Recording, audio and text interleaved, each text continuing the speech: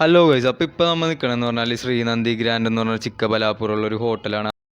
അപ്പോൾ ഈ ഹോട്ടലിൻ്റെ അവിടുന്ന് ഏകദേശം 8 കിലോമീറ്റർ മാറിയിട്ടാണ് ഇഷ ഫൗണ്ടേഷൻ ഉള്ളത്. അപ്പോൾ ഞാൻ ഇന്നലെ വന്നു കഴിഞ്ഞപ്പോഴേക്കും ഇവിടുന്ന് പരിചയപ്പെട്ട മഞ്ജു ബ്രോയായിട്ട് ഞാനും മഞ്ജു ബ്രോയും വേറൊരു ഇവിടെ വർക്ക് ചെയ്യണ പയ്യനും കൂടി ഇഷ ഫൗണ്ടേഷനിൽ പോയ വീഡിയോ എല്ലാം എൻ്റെ യൂട്യൂബ് ചാനലിൽ ഇട്ടിട്ടുണ്ട്. അപ്പോൾ അത് കാണാത്തവരൊക്കെ ഒന്ന് പോയി അത് കാണുക. അപ്പോൾ ഞാൻ ഇഷ ഫൗണ്ടേഷൻ പോയി ഇപ്പോൾ വന്നപ്പോൾ ഉള്ള കാഴ്ചയാണ്. ഇതിപ്പോൾ ലഞ്ച് ടൈം ആവണുള്ളൂ.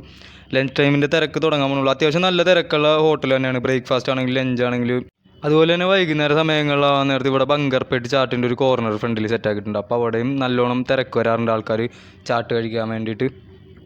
പിന്നെ എന്ന് പറഞ്ഞാൽ ഈ ഹോട്ടലിൽ വേറെ പ്രത്യേകത എന്ന് പറഞ്ഞാൽ ഈ ഹോട്ടലിൽ വന്നു കഴിയുമ്പോൾ ബാക്കിലോട്ടുള്ള സീനറി തന്നെയാണ്. ബാക്കിലാണെങ്കിൽ ഇങ്ങനെ കുറേ സ്ഥലങ്ങളുണ്ട്. അതിൻ്റെ ബാക്കിൽ കറക്റ്റ് വ്യൂ ആയിട്ട് നേരെ നന്ദി ഹിൽസാണ്.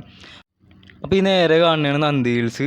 ഇപ്പോൾ നമ്മൾ പോകണമെന്ന് പറഞ്ഞാൽ മഞ്ജു ബ്രോയായിട്ട് നേരെ ബാക്കിലൊരു മുന്തിരിത്തോട്ടമുണ്ട്. അപ്പോൾ അവിടെ മുന്തിരിയൊക്കെ വിളഞ്ഞിരിക്കുന്നുണ്ട്. അപ്പോൾ അവിടെ പോയിട്ട് നമുക്ക് മുന്തിരിൻ്റെ കുറച്ച് വീഡിയോയും കാര്യങ്ങളും തോട്ടത്തിൽ കയറിയിട്ട് എടുക്കാമെന്ന് പറഞ്ഞിട്ട് മഞ്ജു ബ്രോ എന്നെ വിളിച്ചിട്ട് പോയാണ്.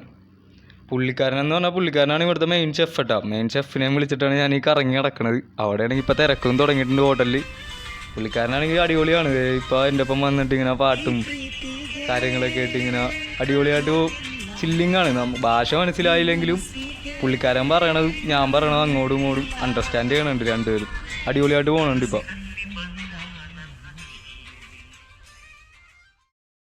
അങ്ങനെ നമ്മൾ മുന്തിരിത്തോട്ടത്തിൻ്റെ അകത്തേക്ക് കയറിയിട്ടുള്ള വ്യൂ ആണിത്.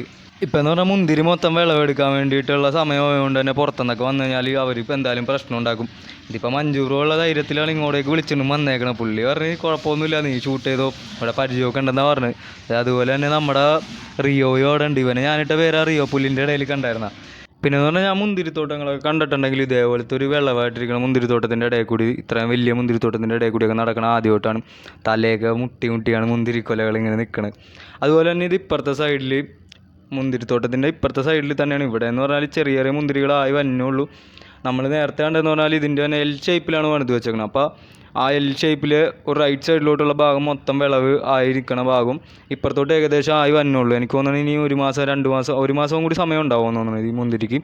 അപ്പോൾ ഞാൻ എന്നോട് ഫോട്ടോ എടുത്ത് തരുമെന്ന് മഞ്ജു ബ്രോ ചോദിച്ചപ്പോൾ ഞാൻ ഫോട്ടോയും 2-3 വീഡിയോ ഷോട്ടുകളൊക്കെ എടുത്ത് കൊടുക്കണ രംഗോണി. കാരണം ഇത് പുറകിലുള്ള വ്യൂ ആണ്. അപ്പോൾ പുറകിലും വന്നിട്ട് 2 ഫോട്ടോ ഒക്കെ എടുത്ത് കൊടുത്ത് പുള്ളിക്കും ഭയങ്കര സന്തോഷമായി. ഇനി പുള്ളി തന്നെ പുള്ളിയുടെ ഗ്രാമത്തിലൊരു പരിപാടിയുണ്ട്. ആന്ധ്രയിലാണ് ഗ്രാമം. അപ്പോൾ അങ്ങോട്ട് പോകാൻ വേണ്ടിയൊക്കെ വിളിച്ചിട്ടുണ്ട്. അപ്പോൾ അതിൻ്റെ പ്ലാനൊന്നും ഇപ്പോൾ റെഡി ആയിട്ടില്ല. നോക്കണം, പറ്റുമെങ്കിൽ അവിടെ പോയിട്ട് ആ ഗ്രാമത്തിലെ നല്ല കുറേ കാഴ്ചകളും അതോടൊപ്പം തന്നെ നല്ല കുറേ ജീവിതങ്ങളെല്ലാം നമ്മൾ കാണുന്നതോടൊപ്പം തന്നെ നിങ്ങളോടും കൂടി ഷെയർ ചെയ്യാൻ വേണ്ടിയിട്ടാണ് ഞാൻ എൻ്റെ ഈ ചാനൽ ഇപ്പോൾ മുന്നോട്ട് കൊണ്ടുപോകുന്നത്. അപ്പോൾ ഇതുവരെ സബ്സ്ക്രൈബ് ചെയ്യാത്ത ആൾക്കാർ ആരെങ്കിലുമൊക്കെ ഉണ്ടെങ്കിൽ ഉറപ്പായിട്ടൊന്ന് സബ്സ്ക്രൈബ് ചെയ്ത് സപ്പോർട്ട് ചെയ്ത് നമ്മുടെ കൂടെ കുടിക്കുക. നമ്മൾ നേപ്പാളിലോട്ടുള്ള കുറേ നല്ല വീഡിയോകൾ ഉറപ്പായിട്ടും അടുത്തടുത്തായിട്ട് വരുന്നതായിരിക്കും. അപ്പോൾ ഈ കാണുന്നതെന്ന് പറഞ്ഞാൽ നമ്മുടെ ഹോട്ടലിൻ്റെ സൈഡിലുള്ള ഒരു വീടിൻ്റെ മതിലാണ്. മതിലെന്ന് പറഞ്ഞാൽ ചുറ്റിനുള്ള മതിൽ തന്നെയാണ്. ഫുള്ള് കരിങ്കല്ല്, ഒറ്റ കരിങ്കല്ലിൻ്റെ പീസുകളാണ് ഈ കുത്തി വെച്ചിട്ടുള്ള മതിലാക്കിയേക്കണത്. നമ്മുടെ നാട്ടിലെന്ന് പറഞ്ഞാൽ ഇത്രയുള്ള കരിങ്കല്ലിൻ്റെ പീസ് കിട്ടുക എന്ന് പറഞ്ഞാൽ തന്നെ ഭയങ്കര കഷ്ടപ്പാട്. ഇവിടെ എന്ന് പറഞ്ഞാൽ ഫുള്ള് ഇതുപോലെയുള്ള കരിങ്കല്ലുകൾ കൊണ്ടുള്ള മതിലുകളൊക്കെ തന്നെയാണ് എല്ലായിടത്തും വെച്ചേക്കണത്. കാരണം വളരെ പൈസ കുറവിന് തന്നെ കിട്ടുമെന്ന് തോന്നുന്നു, അതുകൊണ്ടായിരിക്കണം. അങ്ങനെ നമ്മൾ ഇന്നത്തെ ഒരു ദിവസവും കൂടി ഇവിടെ ചിക്കബലാപ്പൂർ എന്ന് പറഞ്ഞ സ്ഥലത്ത് കടന്നു പോയിട്ടുണ്ട്.